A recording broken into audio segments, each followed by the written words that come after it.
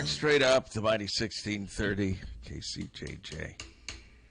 Tommy Lang, we have a guest. Yes, Matt Getz from the Iowa Heartlanders is joining us. Is this your first time on KCJJ? Not Matt Gates. We discussed that already. Okay. That's correct. He and I have some philosophical differences. Yeah, I got a lot of differences.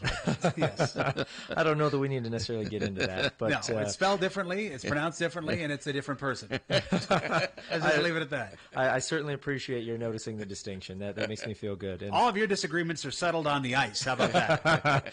If only I could skate, that would be great. But yeah, this is my first time on KCJJ, and I'm super excited to be here. Thank you so much for offering me the invitation to come and talk with you guys. What is your official position with the Heartlanders? So I am the president of the Iowa Heartlanders. And what does that entail? If you hear president, I'm the president of this place. You hear president of the sports team. It means nothing. Yeah. Well, are you really the president? I've never heard that as part of your job title ever. Well, that when I fill out the taxes and stuff. Oh, okay. They ask your Mr. title. President. Then well, I guess. Hey, good morning, DJ. But no, the Mr. President thing's going to stick now that I know it. Okay. Warn you in advance. It's a very distinguished title. Specifically, last night we just got new merchandise for our store for the first time in 2 years. And so last night we were there until about 12:30 hanging that up and cleaning and mopping and all the other things you think of when you say, what does a president do? Is mopping floors. I made people feel bad that I was here till 11 o'clock with election coverage last night. He was there till 12:30 cleaning an arena. Well, I'm just excited to be here. If I wasn't excited, I probably might have slept through this one. It's a new ownership right now. Yep. So we got a new ownership group at the end of July. And Michael Devlin is the owner's name. He's out of New York City, but has strong Iowa ties. He's a part owner in the Des Moines Buccaneers hockey team. He's got a nephew that attends the University of Iowa, so he's very much got. I would consider him a local guy, even though his permanent residence is in New York City. And then I got hired September 6th, so I'm what is this, week 9, week 10 on the job, so. Yeah. Lots of stuff going on, but sort of in general terms, the Iowa Heartlanders, you can break it into two different sides. There's the front office side, which is the accounting and the ticket sales and the business development and marketing, game operations kind of things.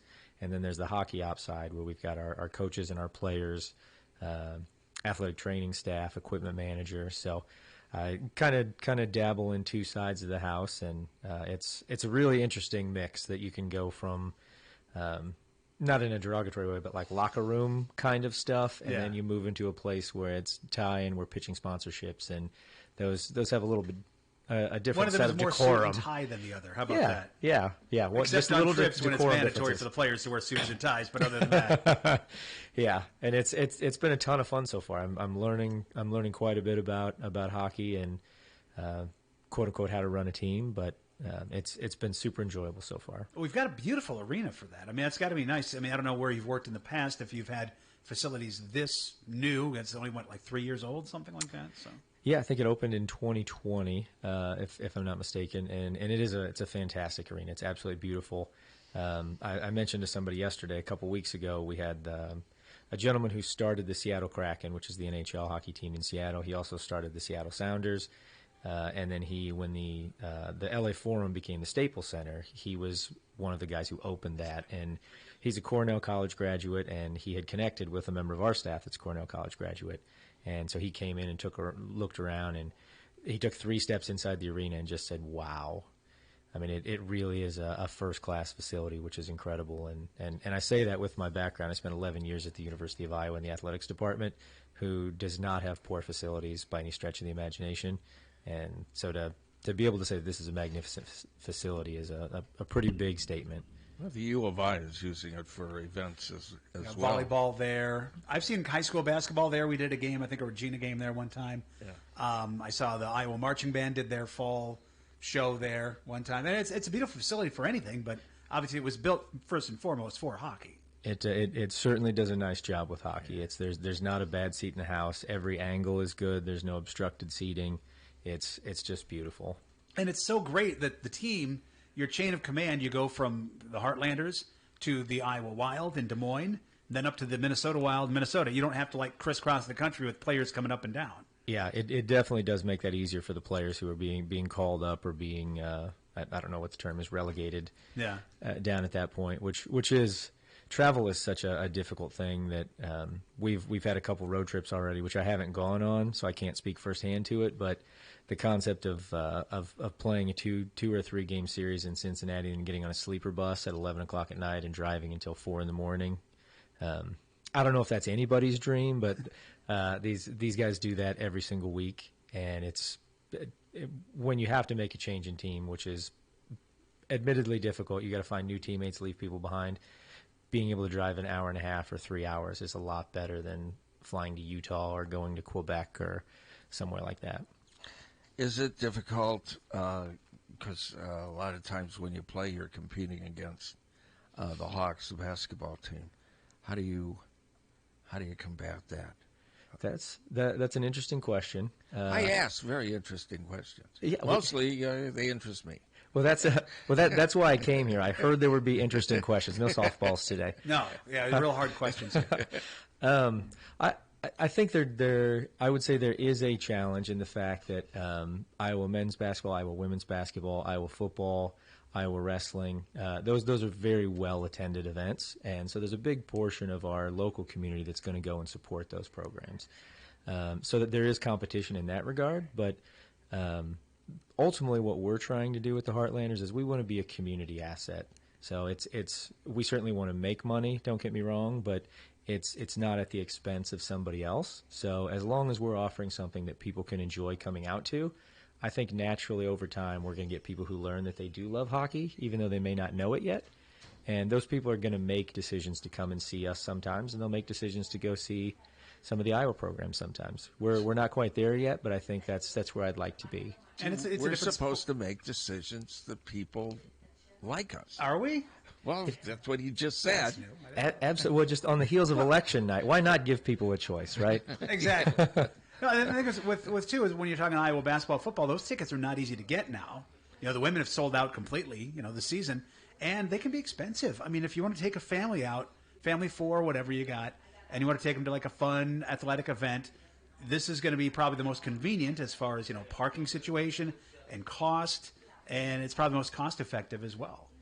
We certainly think it's a great opportunity for people to come out, and one of the things that we're pushing this week and next week is for people who come into town, particularly for a football game, they're going to come into town on Friday night. Obviously, there's a Iowa men's basketball game at home this Friday night, but for a lot of people who are coming, like we're an option for them to do something on Friday night before the football game. We've got a game this Saturday night after the football game that if you just want to keep wearing black and gold and enjoying yourself, I think we can be complimentary in a lot of ways and additive to the experience that people have with Iowa athletics.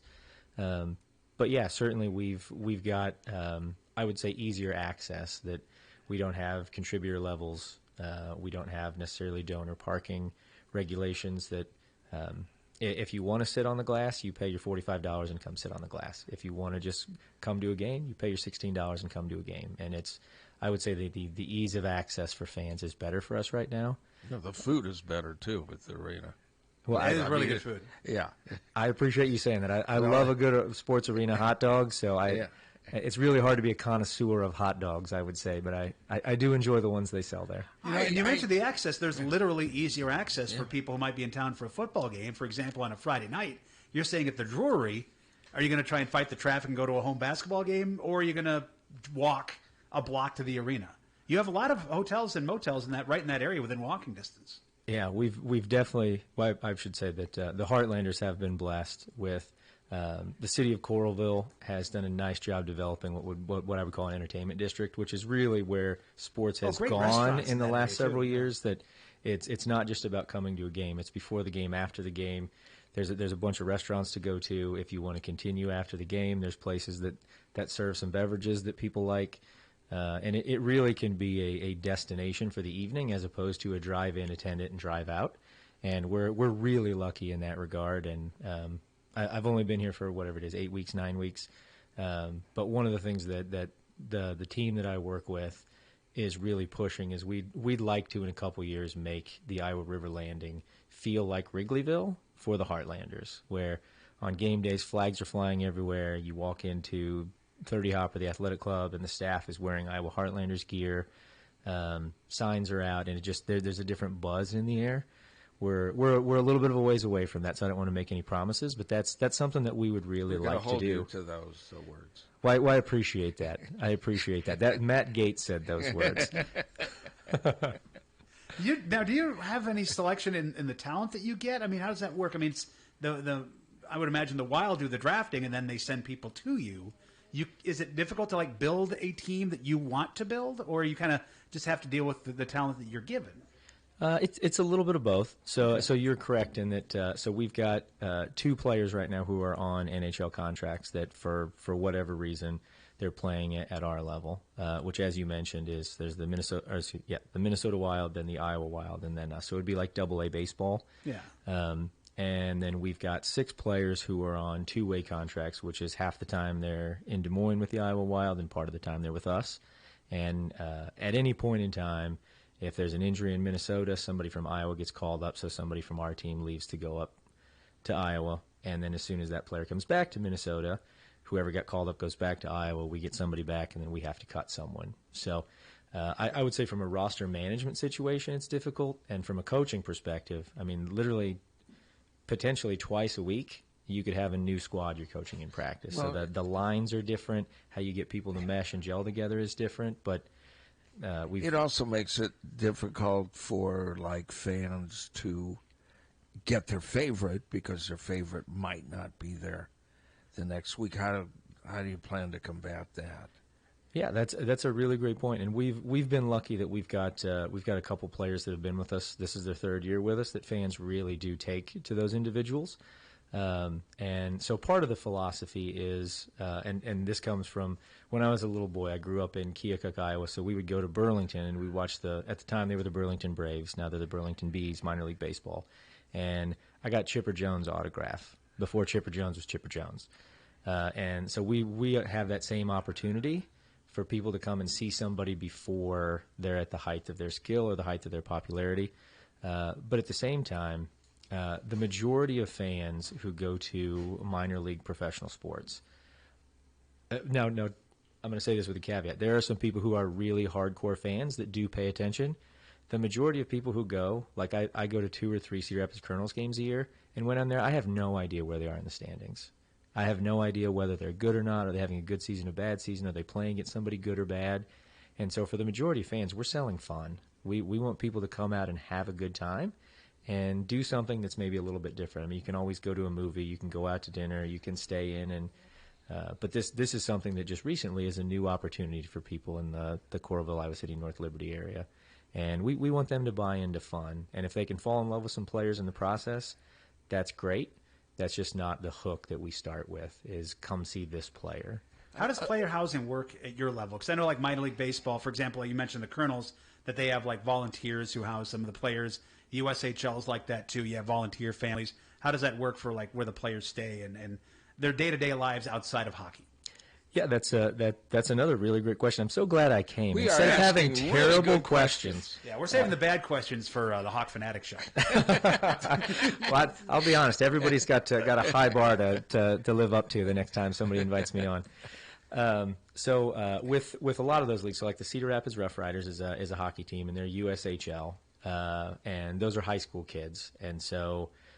They pair up with local volunteers that take them in host families, and I believe that the Cedar Rapids Colonels have a similar arrangement. What we have in the ECHL, which is the East Coast Hockey League where we play. Because Iowa is the East Coast.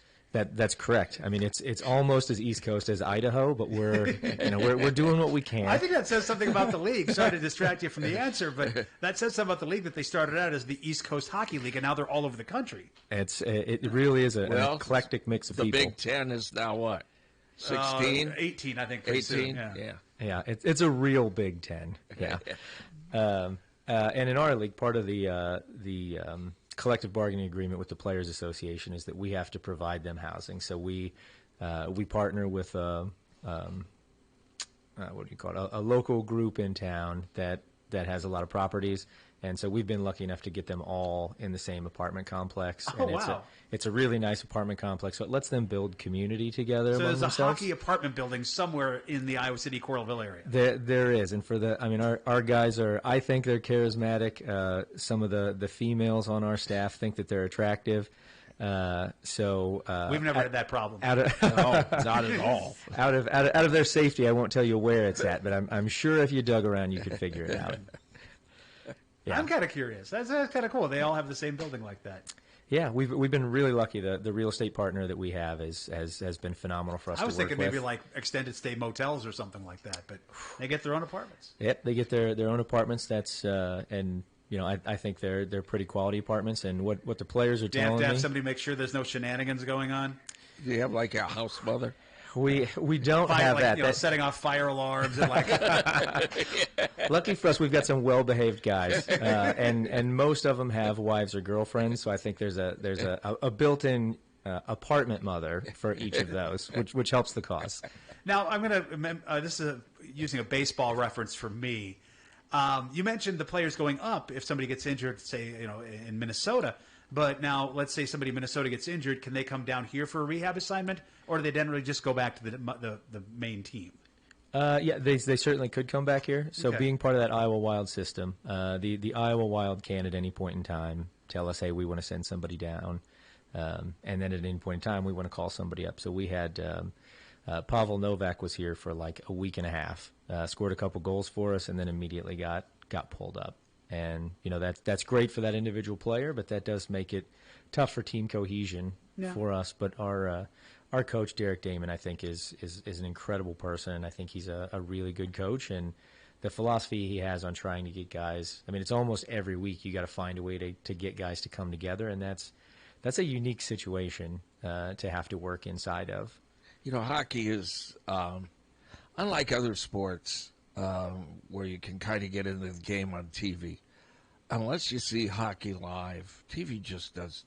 I got a big screen TV like everybody else does now, but hockey's just different. And when you see it live, and the first live game I saw when my son was living in Council Bluffs for a while, it's just way different, and you can really get into it. TV just does not do it justice. I agree 100%. I was talking with somebody yesterday. Who's a better interviewer, me or him? I'm going to be honest. It's a real tight race now. If I could get how many precincts are reporting right now? Contractually, you're much better, much better. And I would agree 100% with you. It's one of the things I mentioned to somebody yesterday is if you guys are familiar with the movie Talladega Nights, it's the Will Ferrell where he's a NASCAR driver. The opening scene of that is a black screen, and there's a fictitious quote from Eleanor Roosevelt that said, "America was built on speed, hot, nasty speed," and honestly, America does love that kind of stuff, speed and power and aggression and skill set that you don't have. And when you're in person at a hockey game, it is so fast.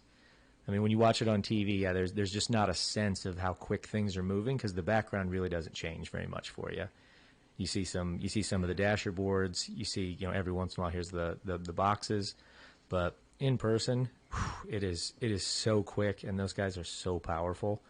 And if you're looking for that kind of an experience, it's unlike anything you can find, and you get to sit right up on it. Yeah.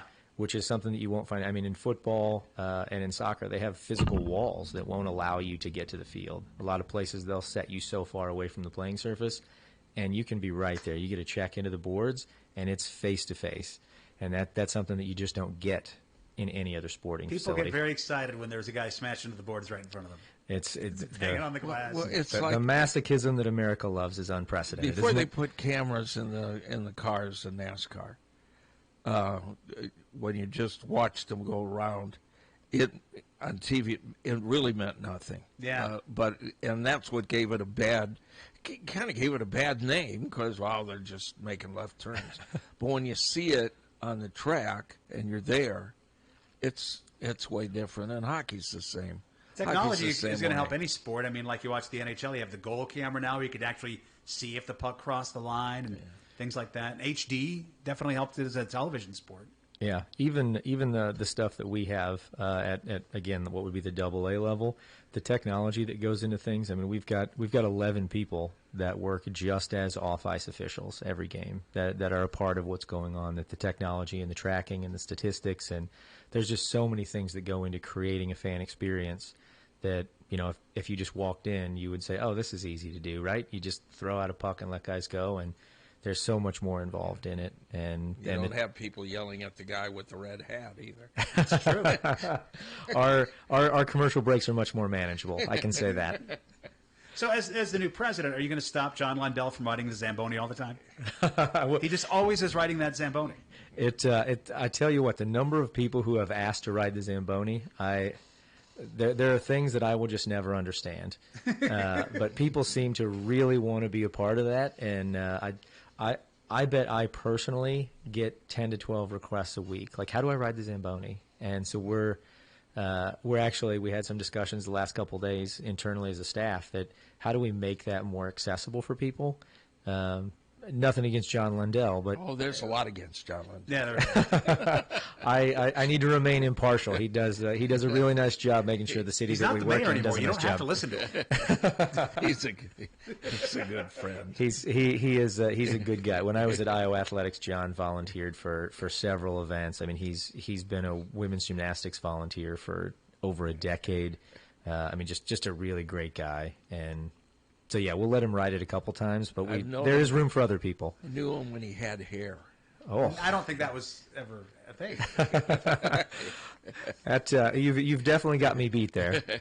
Now, if people haven't been to a game this season, are there new promotions or anything going on with the team that you guys are introducing this year? Having only been here 9 weeks, it's hard for me to say what's new and what's not. We do have some things that our staff is saying is new and exciting. Some of our intermission games are going to be different, and we do have what I found is that a lot of our sponsor contracts are 3-year deals that started back when the team started, so they're still in place, and so we've got commitments to honor some of those things. And I'm not saying they're good or bad, but we've got some commitments to honor those. So the range of flexibility right now is a little bit tighter than it will be moving into next year when we get the opportunity to renegotiate and discuss different things with our sponsors. So are you just with the team, or do you do things for the arena that might not involve hockey? Or are you specifically tied to the team? That's another great question. So I am just with the team, okay. And the team is a tenant of the arena. So the arena has a separate staff. So you had nothing to do with like the volleyball tournament that we just had last weekend or anything like that? Correct. Yep, the Iowa Girls State High School. Then it maybe adjusted your schedule for practice a little bit. It did adjust our schedule for practice, which the arena is really great for us to work with in terms of that scheduling. And our guys go out and they're on the, I believe it's called the rink at Coral Ridge, which is the sheet of ice that's out at the mall. So we get to practice there when we're temporarily displaced, and they're really great to work with at the arena. We would certainly love it if we didn't have to go anywhere else, but in terms of a partnership, based on what we have to do right now, they're a really great group of people. Okay, so and you were with the Hawkeyes. Correct. Okay, be truthful now. How old is that popcorn? It depends what time of year it is. I'm going to tell you that after the last home football game not this coming Saturday, but next Saturday, I'd steer clear of expecting fresh popcorn in Carver Hawkeye Arena for a couple weeks. It is fresh and good every time you have it, but there is a crossover season where whatever wasn't used at football comes over. Which I guess on the other hand, if you want fresh popcorn, buy it as quickly as possible after the football season is done. Again, going to the arena, the food selection and the pricing is really good. I mean, if you've got it is very affordable to go to a hockey game, whereas some people, just can't do it to the game, the Hawkeyes. Some can, but only once in a while, and it's a good night. Yeah, I certainly appreciate you saying that. I wish more people said that. Almost everything Nobody else can. I've got this position, and the perks of being president, huh? Yeah. And one of the things I've heard from a lot of people is, why don't you have $2 beer? And there's some contractual things that because it's not our facility, we don't have the actual contract with Aramark or any of the pouring rights companies.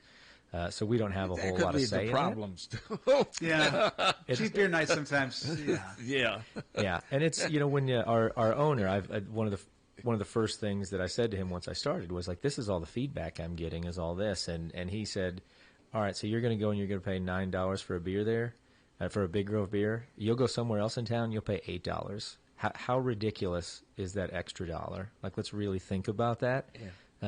And I think hockey does have the connotation that like $5 tickets and $3 beers, and certainly there's a time and a place for that. But that it's hard to run something profitably when that's your mode of selling. There's a lot of beer you have to sell at $2 to be able to cover. Well, the and it expenses. can be, and very seriously, cheaper the beer, the bigger the problem. I mean, especially in hockey. I've always noticed the places that still have cheap beer are the arenas and stadiums are not the best. No. I remember in the Colonels. I don't know if you were around when they had the old stadium, the old Veterans Stadium. I was which not. was built in like the teens, I think, or something like that. And they had cheap beer, and then they built the new stadium, and it went up a bit. But it's because you got to pay for the new stadium. It's a really nice new stadium with great amenities, but Well, and you got to pay the for people that are selling the beer got to pay for the Right. stadium too. And yeah, I the mean, old Cedar Rapids rent. Stadium was a dump, but it did have cheap beer. Yeah. Yeah. But it was a dump. Yeah, it's something that I would say is a narrative that we do kind of need to address every now and again with And people. you get a higher but end beer. I mean, Big Grove versus like a Busch Light, although you do have Busch Light too. We do, yeah, and that is a little bit less expensive than Big Grove, and I think you'll see a difference in quality there. I think Matt Swift and the crew there would appreciate me saying that Big Grove beer is a higher quality than some of the yeah, others. it is. There's a reason it is more expensive. But you're also pushing family brand, and I mean, it's one thing to have a beer or two, and it's another thing to when it's $2 to have 14. We do police reports. I don't think I've seen a single arrest or charge on a hockey game. No. Can't say the same for the concerts at that arena. We had that one country concert where there were a couple people who had a physical disagreement, shall we say, that we had on the newscasts a while back. That is such a euphemism. I appreciate you using that. Yeah, thank you. That yeah, it is something that's important to me is that we make hockey accessible to people. And I mean, there are always going to be some people that whatever price point you put it at, it's not going to be for them. There's people that no matter how exciting you make it, it's not going to be exciting enough, and no matter how family friendly you make it, it's still going to be outside the bounds of decency for some folks. So trying to walk that balance. We want everybody to be able to come and everybody to enjoy their experience, and you can all be at the same event and have very different experiences. So how do we make sure that everyone has a chance to enjoy it? Well, I just think of my friends on social media who every time they go to a game they post and they're having a great time and they're there with the kids and they're having a fun time and they come back and they go to games, multiple games, because they're enjoying it. Some people Yeah. don't like the morning show here. So Who would not like this? I could name names. Yeah, yeah. I tell you what, they should be They were barred. elected. Some of them were elected last night. I retract my they should be barred comment. Yeah, it is. People do have a really good time there, and that's for our opening weekend. I invited everybody that I knew. Like, hey, we want to start this off with a bang. Please come out and support. And the number of people who had never been to a hockey game, who had never been to Extreme Arena powered by Mediacom, just all had the same thing to say. I had so much fun. Like, I don't know anything about hockey, but this was a really great time. And not that we don't want intelligent, knowledgeable hockey fans, but what we want is that fun part. As long as everybody's coming out and having fun, that's what we want. I mean, there's a few things in there that are I'm not sure like how offsides exactly works, but it's a pretty simple concept. You put the puck in the net. Ta-da! That's it. Pretty easy to follow that much. When I got hired, I mentioned that to my family before it got released, and so I got a video from my nephew who said he was excited to come to his first hockey game, and my brother said, "Do you even know what hockey is?" And he said, "It's like soccer, but on skating." And it's a lot of those same concepts. And you're allowed to like, hit people, unlike soccer. Yeah. It's there's an object that you got to get in the net, and there's a variety of strategy that if you're not playing it, you have no idea what's going on, but it works out, and the people who are doing it do know how. Okay. Do I understand it right? Do you live in the same neighborhood as Suter? Tom Suter? You don't have to admit it publicly if you don't want to. I don't think so. I actually live in the Iowa River Landing. I live right across the street from the arena. Okay. Somebody there does. and they've reported when they open up their windows at night, the smell of scotch comes wafting in. Well, I can tell you, I'm not a Scotch guy, but the bourbon would fly out of my windows too. I can tell you that. So I'm throwing no punches on that one. When's the next home game? We actually play tonight at 6:35, and then we play again tomorrow, Thursday at 6:35, and then Saturday at 7 p.m. 3 games. Yeah, even if you go like to a Hawkeye game one night, there's plenty of other chances.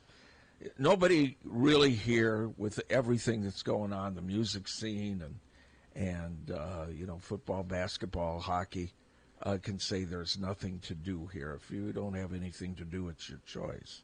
I agree with that entirely, and And for a community this size, that's pretty damn good.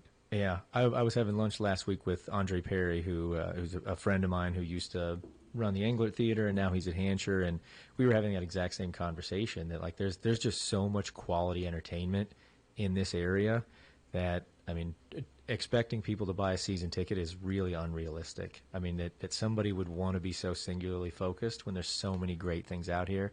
When you talk music scene, college athletics, arts, all the other things that I don't even know exist. Yeah. That it's just a really great environment for people to live in, and I'm pleased that I get to be a part of bringing one of those options to the table for people.